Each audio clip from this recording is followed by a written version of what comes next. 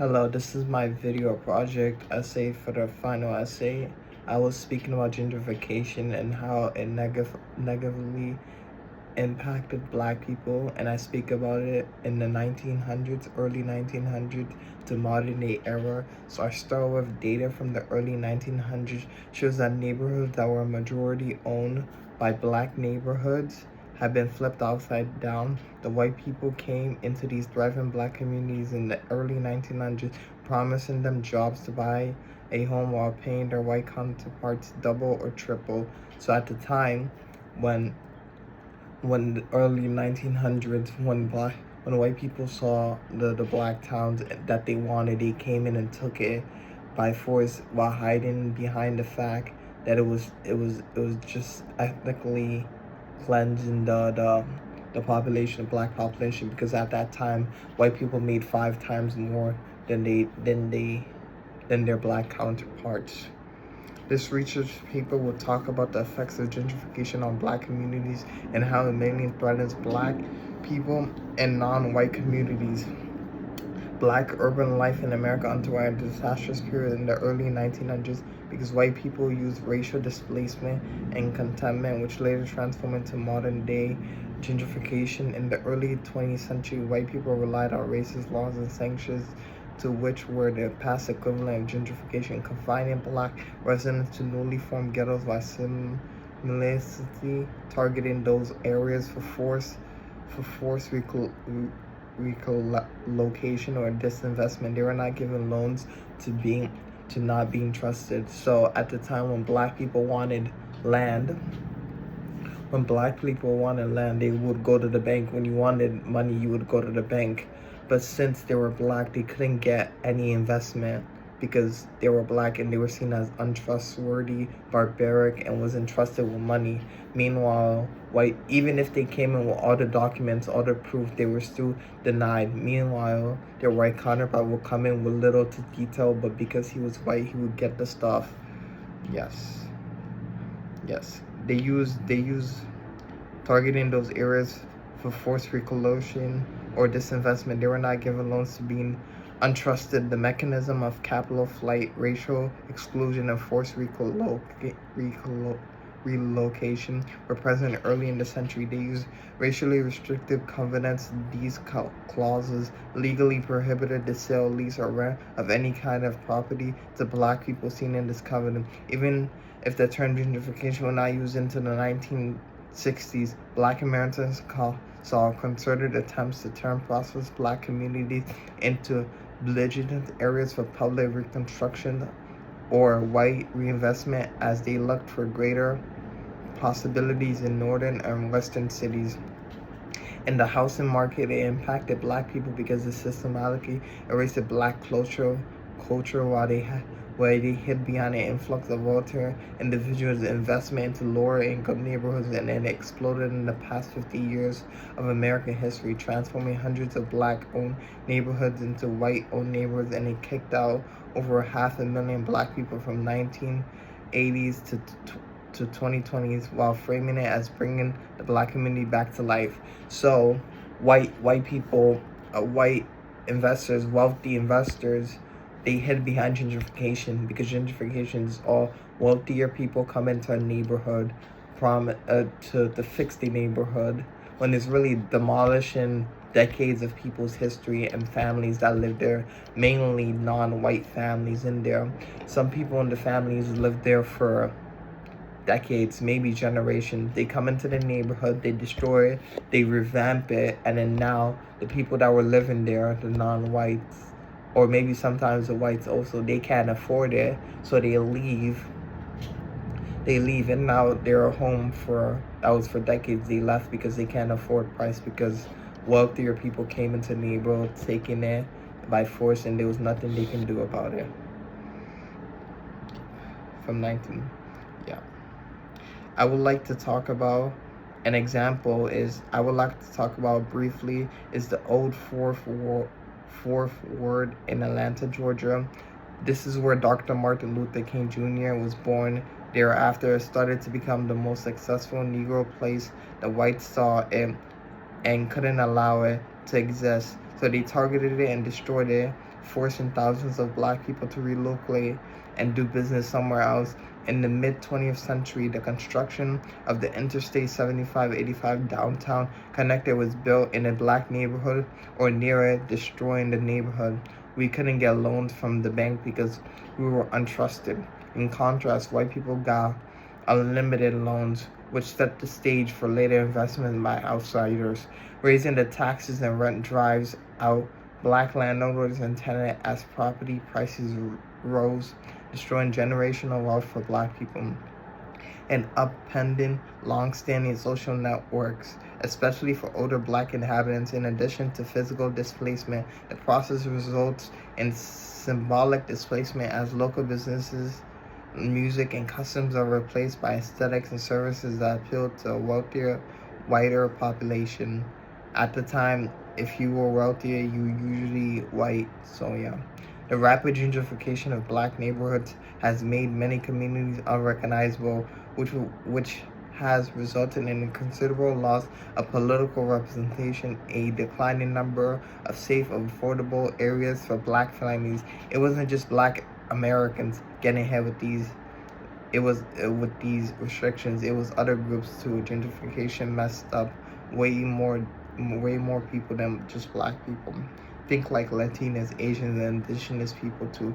They all get pushed out when rent and house prices start going crazy. Like the area gets popular, the people who's been there can't even afford to stay anymore. One source to support my argument is that the Brooklyn, New York, is the epicenter of gentrification. The displacement of black people from cities in this country. Recently released census data show that neighborhoods like the Bedford Stuyvesant, where nearly all black for decades, no longer have a black majority. Bedford white population rose by 30,000 from 2010 to 2020, while its black population decreased by 22,000. The devastation has been wrought by financial capital, which has once again upended life for black people. Money was taken out the cities in the 1950s and 1960s, creating that was known as white flight to the suburbans. Now the same forces have reversed themselves and are putting money back into the cities, and black people are the losers. Neighborhoods that were once afterthought and the butt of jokes are suddenly declared hot if real estate speculators target them for change. This proves my topic because this disproportionately affected black people the most, and we declined by 22,000 in just 10 years, isn't that concerning? This proves that black people have been targeted by white people more than any other group. If you weren't right, we didn't like you, they don't like you.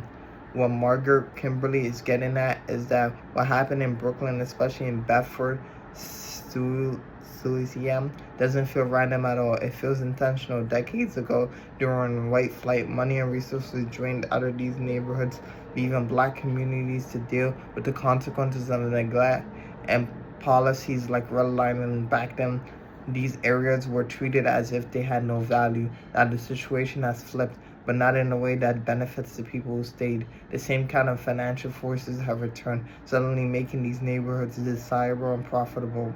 That's where the irony hits.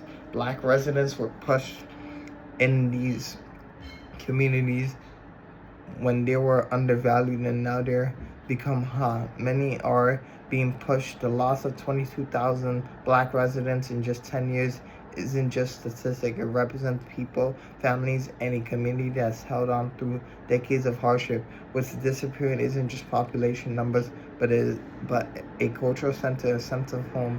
And the land is being treated less like a place where people build their lives and more like an opportunity for profit. Basically, in Bedford's doing, the population, the black population was a black community, black lawyers, black everything, and then then the white population came and they rose by 30,000 from 2010 to 2020, and then the black population decreased by 22,000 in just 10 years. Why? Because wealthier people came into the place and took it over while framing it as making the community better. Another finding that I have is that the majority of participants resident in gentrified historically black neighborhoods, 89.2%, were aged at least 65, parentheses 54.6, and had lived in their neighborhoods for at least 21 years, 24.3%. Emerging discussions them with the rise and fall for black ownership, displacement, race-related stress, and financial burden.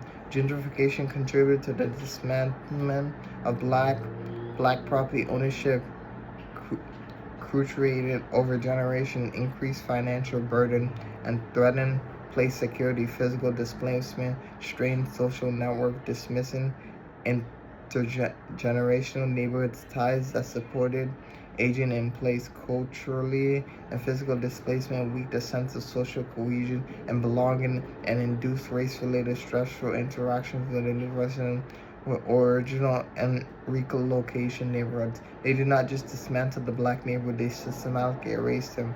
They killed their jobs, their communities, and whatever they had. Yep. So basically, it's stating that this systematically targeted black people because we were the majority there, and we lived there for decades, over 21 years, and then they just came and destroyed it. Another source is that the history of house and home ownership in the U.S. racism has been Provision King 2022. Racism and indifference perpetrated by federal, state, and local government created impediments for black people. These impediments in the 1800s included black codes that prohibited blacks from owning and operating many businesses, including earlier eating establishments, taverns. One section sanctioned trade involving driving horse-drawn carts or carriages. Province 1973 Black Codes of Law existed in many states in the U.S. between 1830 and 1865. Middleton 2020. The Black Laws of North and the Black Codes of the South were laws designed to enforce slavery, prevent whites, mutilate freed slaves, etc., from interfering with slavery, including recapturing runaway slaves, regarding of abolished beliefs. Middleton 2010. These laws included fines or imprisonment for those interviewed. This shows that even after slavery ended, we had no rights, and even when we had something or a community black unit, they came in and destroyed it. And the idea of helping lower income neighborhoods thrive and be high income, which white people targeted non-white groups, especially black people, because they didn't want them to unite or form into one group.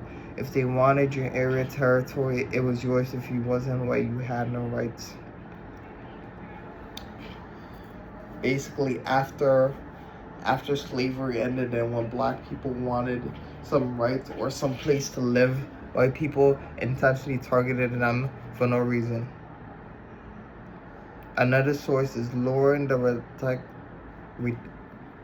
rhetorical heat, and you get the point. In the mid-20th centuries, poor Southern black migrated into northern and Midwest cities.